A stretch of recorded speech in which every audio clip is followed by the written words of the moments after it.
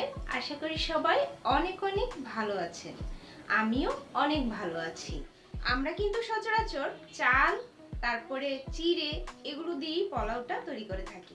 কিন্তু মুড়ি দিয়েও যে পোলাও তৈরি করা যায় সেটা কিন্তু অনেকেরই জানা নেই, আবার অনেকেই জানেন। তবে যারা এই রেসিপিটা জানেন তারাও কিন্তু দেখতে পারেন। আর চ্যানেলটি যদি সাবস্ক্রাইব করা না থাকে তাহলে অবশ্যই সাবস্ক্রাইব করে রাখবেন। চলুন মূল রেসিপিতে চলে যাই। প্রথমে একটা ঝুড়িতে আমি 1 বাটি পরিমাণ ভর্তি করে মুড়ি নিয়েছি। এগুলো শুকনো মুড়ি নিয়েছি, তো আপনারা চাইলে যে কোনো পরিমাণেরই নিতে পারেন। এবার আমি একটা মিক্সিং বলে কিছুটা পরিমাণ জল নিয়ে নিয়েছি মুড়িগুলোকে ভিজানোর জন্য।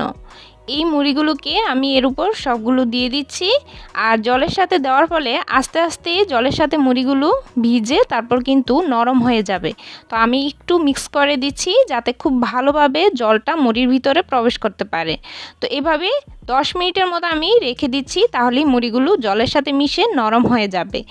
এবার আমি আরেকটা প্লেটে নিয়ে নিচ্ছি, মুড়িগুলো চিপে চিপে জলটা বের করে নিচ্ছি।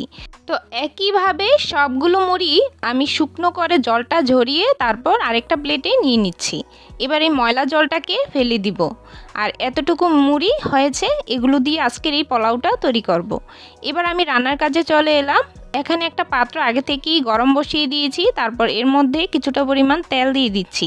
ফোড়নের জন্য 1 চামচ গোটা জিরে আর একটা তেজপাতাকে টুকরো করে দিয়েছি। এগুলো একটু ফ্লেভার নাকে আসলেই এর মধ্যে 1/2 কাপ পরিমাণ দিয়ে দিচ্ছি পেঁয়াজ কুচি। এখানে 3টা পেঁয়াজ কুচি করে নিয়েছি, একদম ছোট ছোট করে কুচি করে নিয়েছি। আর সাথে দিয়ে দিচ্ছি গাজর কুচি। গাজরটাকে একদম ছোট ছোট করে গোল গোল করে কেটে নিয়েছি। সাথে ক্যাপসিকাম কুচিও একইভাবে ছোট করে কেটেছি। সাথে দিয়েছি মটরশুঁটি। এবার আমি এর সাথে কিছুটা লবণ মিশিয়ে ভালো করে নেড়েচেড়ে কিছুক্ষণ ভেজে নিব। শুধুমাত্র লবণ দিয়েই ভেজে নিচ্ছি। যখন এই সবজিটা ভালোভাবে নরম হয়ে যাবে আর সিদ্ধ হয়ে যাবে, সে পর্যায়ে আমি এখানে কিছুটা কাঁচামরিচ কুচি দিয়ে দিয়েছি। আর এক্ষেত্রে ঝালটা অবশ্যই আপনাদের ইচ্ছে অনুযায়ী দিয়ে দিবেন। তো কাঁচামরিচ দিয়ে আরও কিছুক্ষণ নেড়ে নিলাম। এরপর আমি একে একে মশলা অ্যাড করব। এখানে 1 চামচ চিনি দিয়ে দিয়েছি, স্বাদের ব্যালেন্সটা খুব ভালো আসবে সেজন্য 1 চামচের মতো চিনি দিয়েছি। এবার এখানে 1/2 চামচ দিয়ে দিচ্ছি ধনিয়া গুঁড়ো, আর 1/2 চামচ দিয়ে দিচ্ছি জিরে গুঁড়ো, সাথে কিছুটা হলুদ গুঁড়ো দিয়ে দিলাম। এবার আমি আরও কিছুক্ষণ এই মশলাগুলোকে নেড়ে নিব। তবে 1 থেকে 1.5 মিনিটের মতো মশলাগুলোকে ভেজে নিব, আর না হলে একদম পুড়ে যাবে। তো এবার আমি যে মুড়িগুলোকে ঝরিয়ে রেখেছিলাম জলটা, তো সেগুলো আমি সবগুলো এর মধ্যে দিয়ে ভালো করে মিক্স করে নিব।